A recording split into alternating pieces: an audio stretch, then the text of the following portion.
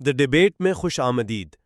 آج ہم قرآن مجید کی ایک بہت ہی مختصر لیکن نہایت گہری سورۃ التین کے مرکزی پیغام پر بات کر رہے ہیں۔ یہ سورہ جو اپنی 8 آیات میں آپ کہہ سکتے ہیں کہ انسانی تخلیق کے کمال، اس کے ممکنہ زوال اور آخرت کی جزا و سزا جیسے اہم موضوعات کو سمیٹے ہوئے ہے، اور یہ اسلامی فکر میں ہمیشہ سے غور و فکر کا مرکز رہی ہے۔ ہماری آج کی گفتگو کا محور دراصل اس سورہ میں بیان کردہ 2 کلیدی تصورات ہیں۔ ایک ہے احسن و تقویم یعنی بہترین ساخت یا کہہ لیں کامل اعتدال، اور دوسرا ہے اسفل السافلین یعنی پست ترین حالت۔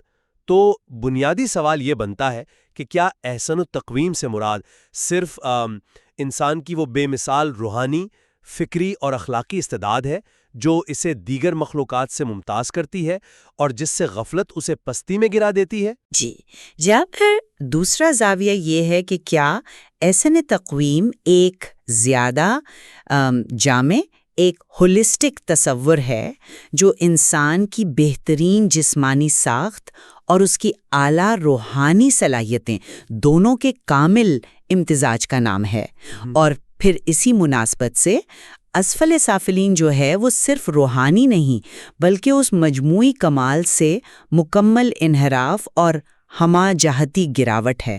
تو آج ہم انہی نکات پر مختلف تفاسیر، خاص طور پر آیت اللہ مکارم شیرازی اور علامہ محسن نجفی کی آراء کی روشنی میں بات کریں گے۔ بالکل، تو میرا موقف یہ رہے گا کہ سورۃ التین میں احسن تقویم کا جو اصل زور ہے وہ انسان کی اعلیٰ روحانی، فکری اور اخلاقی صلاحیتوں پر ہے، اور اسفل سافلین بنیادی طور پر اسی روحانی و اخلاقی زوال کا نام ہے۔ اور میں اس نقطے پر زور دوں گی کہ احسن تقویم ایک وسیع تر تصور ہے۔ یہ انسان کی بہترین جسمانی ساخت اور اس کی بلند روحانی استعداد دونوں کو اپنے اندر سموئے ہوئے ہے، اور اسی لیے اسفل سافلین صرف روحانی زوال نہیں بلکہ اس مجموعی حالت کمال سے مکمل گراوٹ اور انحطاط کا نام ہے۔ اچھا، تو میں اپنے موقف کی وضاحت آیت نمبر 4 سے شروع کرتا ہوں۔ لقد خلقنا الانسان فی احسن تقویم، بالتحقیق ہم نے انسان کو بہترین ساخت اور اعتدال میں پیدا کیا۔ اب یہاں یہ جو لفظ ہے احسن یعنی بہترین، اس کا موازنہ کس سے ہے؟ تو تفاسیر اشارہ کرتی ہیں کہ یہ دیگر تمام مخلوقات کے مقابلے میں ہے۔ اب سوال یہ پیدا ہوتا ہے کہ انسان کی یہ برتری کس پہلو سے ہے؟ ٹھیک ہے، انسان کی جسمانی ساخت بھی حیرت انگیز ہے، اس میں کوئی شک نہیں، لیکن جو چیز اسے واقعی احسن بناتی ہے وہ تو اس کی عقل ہے، شعور ہے، ارادہ اور روحانی ترقی کی وہ بے پناہ صلاحیت ہے جو اسے اعلیٰ علیین تک لے جا سکتی ہے۔ یہ وہ بنیادی امتیاز ہے، یعنی جو دیگر جانداروں میں اس درجے کا نہیں پایا جاتا۔ تو یہ بنیادی طور پر ایک روحانی اور فکری شرف ہے، اور پھر جب انسان اس عظیم صلاحیت اور شرف کو نظر انداز کرتا ہے، اپنی فطرت کے تقاضوں کو پس پشت ڈالتا ہے اور ایمان و عمل صالح سے منہ موڑ لیتا ہے، تو اللہ تعالیٰ فرماتا ہے ثم رددناہ اسفل سافلین، آیت 5، پھر ہم نے اسے پست ترین حالت کی طرف پلٹا دیا۔ اضلوا، یہ لوگ چوپایوں کی طرح ہیں بلکہ ان سے بھی زیادہ گمراہ۔ تو یہ موازنہ بالکل واضح کرتا ہے کہ پستی کی جو نوعیت ہے وہ بنیادی طور پر اخلاقی اور روحانی ہے۔ اور دیکھیں، اس پستی سے بچنے کا راستہ بھی اگلی ہی آیت 6 میں بالکل واضح ہے۔ الا الذین آمنوا وعملوا الصالحات فلہم اجر غیر ممنون، سوائے ان لوگوں کے جو ایمان لائے اور نیک اعمال کرتے رہے، پس ان کے لیے کبھی ختم نہ ہونے والا اجر ہے۔ نجات کا یہ راستہ جو صرف ایمان اور عمل صالح پر مبنی ہے، یہ میرے موقف کو آپ کہہ سکتے ہیں کہ تقویت دیتا ہے کہ اصل محور روحانی اور اخلاقی پہلو ہی ہے۔ جی، آپ نے احسن تقویم کے روحانی پہلو اور پھر ایمان و عمل صالح کے استثناء پر بالکل بجا طور پر زور دیا ہے، لیکن میں یہ سمجھتی ہوں کہ احسن تقویم کو صرف روحانی یا فکری استعداد تک محدود کرنا شاید اس تصور کی جو وسعت ہے اس کو تھوڑا کم کر دیتا ہے۔ آئیے ذرا لفظ تقویم پر ہی غور کریں۔ جیسا کہ علامہ نجفی نے بھی وضاحت کی ہے، اس کے معنی میں قیام، استحکام، تسویہ یعنی برابری یا درست کرنا، اور تعدیل یعنی تناسب قائم کرنا، معتدل بنانا، یہ سب شامل ہیں۔ اب یہ الفاظ تو صرف روح یا ذہن پر لاگو نہیں ہوتے، بلکہ انسان کی جسمانی ساخت، اس کے اعضاء کا تناسب اور مجموعی طور پر اس کی جو حیاتیاتی اور نفسیاتی بناوٹ ہے، اس کے کامل توازن پر بھی صادق آتے ہیں۔ دیکھیں نا، قرآن مجید میں انسان کی تخلیق کے مراحل کا ذکر کرتے ہوئے فَسَوَّاكَ فَعَدَلَكَ جیسے الفاظ استعمال ہوئے ہیں جو اسی جسمانی اور وجودی کمال کی طرف اشارہ کرتے ہیں۔ تو احسن تقویم اس تخلیقی عمل کا آپ کہیں کہ نقطۂ عروج ہے جہاں مادی اور روحانی دونوں پہلو بہترین اور متوازن حالت میں یکجاں ہیں۔ اور اس جامع تصور کی تائید میرے خیال میں سورہ کے آغاز میں جو قسمیں ہیں ان سے بھی ہوتی ہے۔ اللہ تعالیٰ قسم کھاتا ہے وَالتِّینِ وَالزَّیْتُونِ وَطُورِ سِینِین وَہَٰذَا الْبَلَدِ الْأَمِین۔ اب اگرچہ ان قسموں کی مختلف تشریحات ہیں، لیکن ایک اہم تفسیر جو علامہ نجفی نے بھی نقل کی ہے وہ یہ ہے کہ انجیر یعنی تین اور زیتون کا تعلق شاید انسان کی مادی ساخت و بافت اور اس کی غذائیت سے ہے، اور ان کے بعد پھر طور سینہ جہاں حضرت موسیٰ علیہ السلام کو الواح ملیں، اور بلد امین یعنی مکہ مکرمہ جو مرکز توحید و اسلام ہیں، ان کی قسمیں ہیں جو واضح طور پر روحانی مراکز ہیں۔ تو یہ ترتیب پہلے مادی یا جسمانی زندگی سے متعلق اشیاء، پھر روحانی ہدایت کے مراکز، کیا یہ خود اس بات کی طرف اشارہ نہیں کر رہی کہ احسن تقویم میں جسم اور روح دونوں کا کمال شامل ہے؟ اسی لیے اسفل و سافلین بھی صرف روحانی گراوٹ نہیں بلکہ اس پورے مجموعی کمال سے انحطاط ہے جس میں انسان اپنی جسمانی صلاحیتوں کو بھی غلط استعمال کرتا ہے اور روحانی طور پر بھی پست ہو جاتا ہے۔ یوں وہ اپنی تخلیق کے اصل مقصد سے مکمل طور پر ہٹ جاتا ہے، اور ایمان اور عمل صالح وہ ذریعے ہیں جو اس پورے وجود کو، اس جامع احسن تقویم کو محفوظ رکھتے ہیں اور اس کے شایان شان بناتے ہیں۔ آپ نے قسموں کی ترتیب سے ایک واقعی دلچسپ نقطہ اخذ کیا ہے، تاہم ان قسموں کی جو زیادہ مشہور اور متداول تفسیر ہے وہ تو ان مقامات کی طرف اشارہ کرتی ہے جہاں عظیم انبیاء مبعوث ہوئے یا وحی نازل ہوئی۔ التین اور الزیتون سے بالترتیب دمشق اور بیت المقدس یعنی جہاں حضرت عیسیٰ علیہ السلام اور دیگر انبیاء کی سرگرمیاں رہیں، طور سنین سے کوہ طور حضرت موسیٰ علیہ السلام کے حوالے سے، اور البلد الامین سے مکہ مکرمہ حضرت ابراہیم علیہ السلام و حضرت اسماعیل علیہ السلام اور خاتم النبیین حضرت محمد مصطفیٰ صلی اللہ علیہ وسلم۔ تو یہ تمام مقامات انسانیت کی روحانی ہدایت کے سنگ میل ہیں۔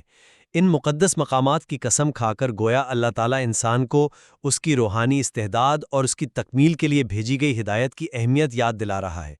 تو اس تفسیر کی روح سے قسموں کا براہ راست تعلق انسان کی روحانی تقدیر اور احسن تقویم کے اسی پہلو سے بنتا ہے جسے میں مرکزی سمجھ رہا ہوں۔ انجیر اور زیتون کی غذائی اہمیت وہ شاید ثانوی حیثیت رکھتی ہے، یا کہہ لیں ان علاقوں کی پیداوار ہونے کی وجہ سے بطور علامت استعمال ہوئی ہو۔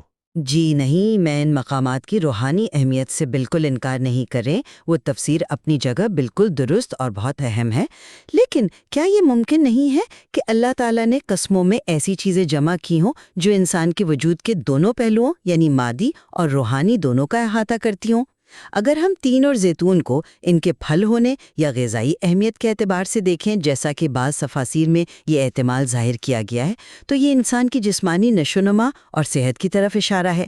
پھر طور سنین اور بلد الامین روحانی نشوونما کی طرف، تو یہ جمع کرنا ہی شاید احسن تقویم کے جامع ہونے کی دلیل بن سکتا ہے، یعنی انسان کی عظمت صرف روح میں نہیں بلکہ اس کامل امتزاج میں ہے جو جسم و روح سے مل کر بنتا ہے۔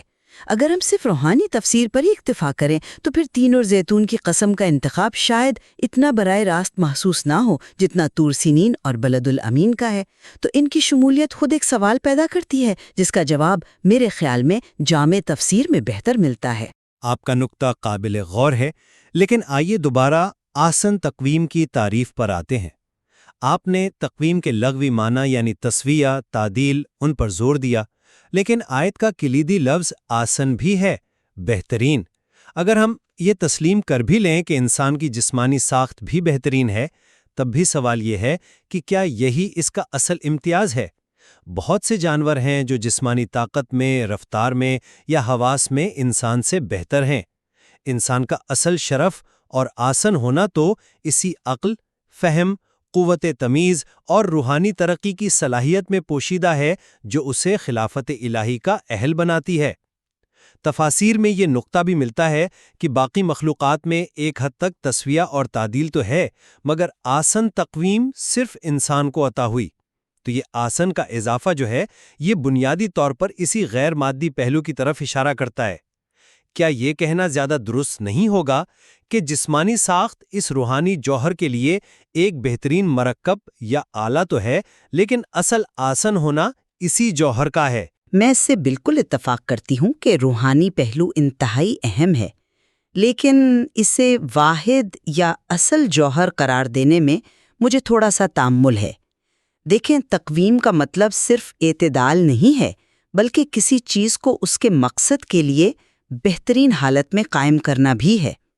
اب انسان کی جسمانی ساخت، اس کا 2 پیروں پر چلنا، ہاتھوں سے کام کرنے کی صلاحیت، اس کے دماغ کا حجم اور پیچیدگی، یہ سب اس کی روحانی اور فکری صلاحیتوں کے اظہار کے لیے ناگزیر ہیں۔ یہ چیزیں الگ الگ نہیں ہیں، بلکہ ایک دوسرے سے پوری طرح مربوط ہیں۔ تو احسن تقویم اسی مربوط اور کامل ڈیزائن کا نام ہے۔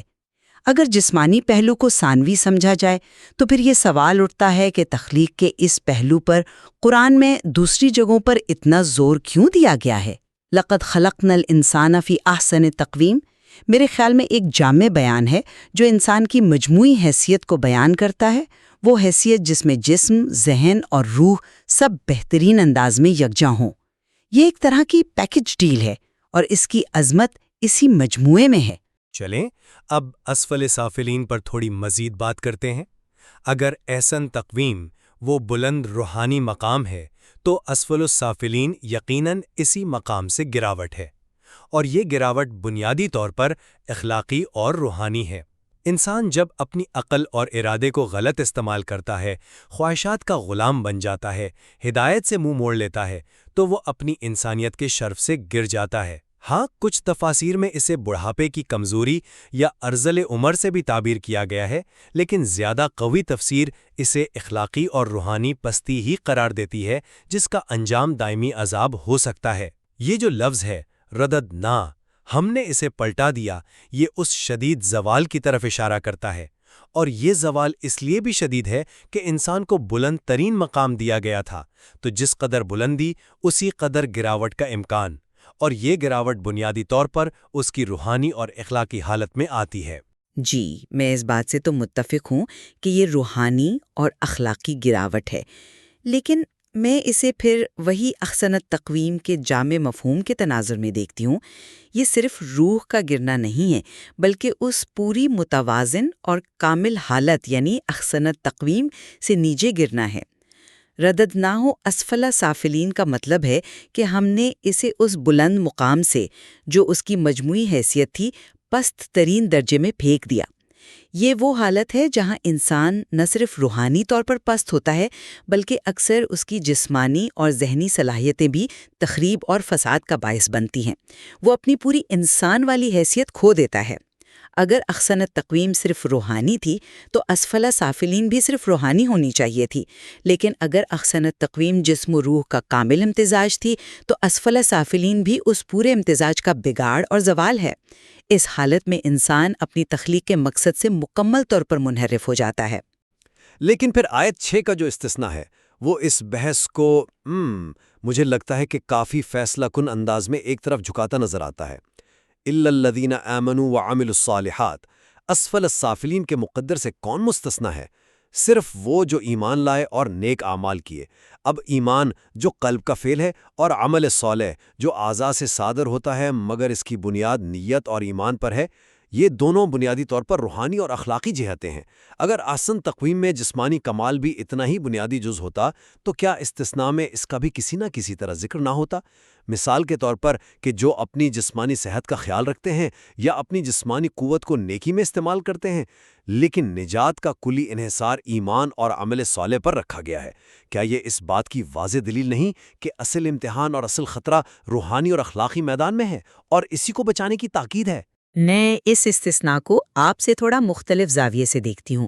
ایمان اور عمل صالح یقیناً نجات کا واحد راستہ ہیں، اس میں کوئی دو رائے نہیں، لیکن یہ اس بات کی دلیل نہیں ہے کہ احسن تقویم صرف روحانی تھی، بلکہ یہ وہ طریقہ کار ہے جس سے انسان اپنی اس عطا کردہ مجموعی احسن تقویم کو، جو جسم و روح دونوں پر مشتمل ہے، اس کے حقیقی مقصد کے مطابق استعمال کرتا ہے اور اسے زوال سے بچاتا ہے۔ ایمان روح کی رہنمائی کرتا ہے، صحیح، اور عمل صالح اس رہنمائی کا عملی ظہور ہے جو جسم کے ذریعے ہوتا ہے۔ اب کیا عمل صالح میں صرف عبادات شامل ہیں یا اس میں وہ تمام اعمال شامل ہیں جو انسان اپنی جسمانی اور ذہنی صلاحیتوں کو استعمال کرتے ہوئے اللہ کی رضا کے لیے کرتا ہے، جیسے علم حاصل کرنا، معاشرے کی خدمت کرنا، حتیٰ کہ اپنے جسم کو صحت مند رکھنا تاکہ وہ اللہ کے احکام بہتر طور پر بجا لا سکے؟ تو ایمان اور عمل صالح وہ قوتیں ہیں جو انسان کے پورے وجود کو، اس کی احسن تقویم کو مثبت اور تعمیری سمت میں لگاتی ہیں اور اسے اجر غیر ممنون کا مستحق بناتی ہیں۔ یہ صرف روح کا بچاؤ نہیں، بلکہ میرے خیال میں پورے انسان کا، اس کی مکمل صلاحیتوں کے ساتھ فلاح پانا ہے۔ تو خلاصہ یہ کہ میری نظر میں سورۃ التین کا جو مرکزی پیغام ہے وہ انسان کی اس بے مثال روحانی اور اخلاقی استعداد پر مرکوز ہے جسے احسن التقویم کہا گیا ہے۔ یہ وہ شرف ہے جو اسے دیگر مخلوقات پر فضیلت بخشتا ہے، اور اسفل السافلین وہ اسی شرف کو کھو دینے اور روحانی پستی میں گر جانے کا نام ہے، اور اس سے بچاؤ اور دائمی کامیابی کا راستہ صرف اور صرف ایمان اور نیک اعمال ہیں، اور قسمیں بھی بنیادی طور پر اسی روحانی سفر اور ہدایت کی اہمیت کو اجاگر کرتی ہیں۔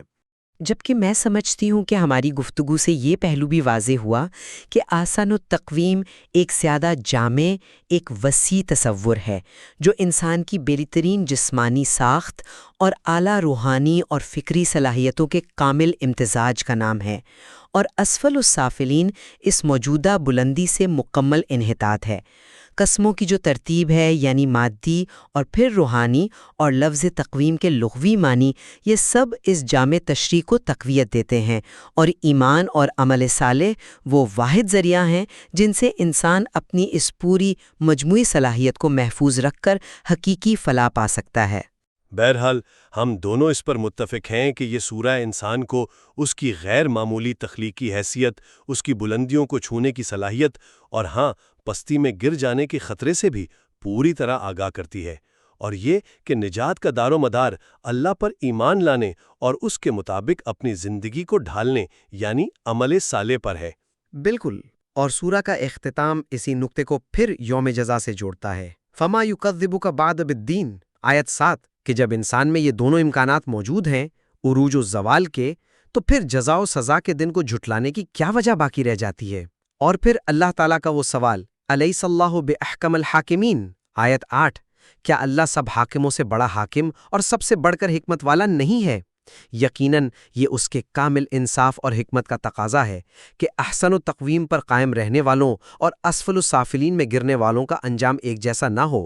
یقیناً احسن تقویم اور اسفل سافلین کے تصورات میں غور و فکر کے بہت سے پہلو ہیں۔ یہ مختصر سی سورہ ہمیں اپنی حقیقت، اپنی ذمہ داری اور اپنے انجام کے بارے میں بہت گہرے سوالات پر سوچنے کی دعوت دیتی ہے۔ جی بالکل، اور اس میں مزید تدبر کی گنجائش تو ہمیشہ باقی رہے گی۔ اب کون سی تعبیر زیادہ وزن رکھتی ہے، اس کا حتمی فیصلہ ہم اپنے سامعین کی بصیرت پر چھوڑتے ہیں۔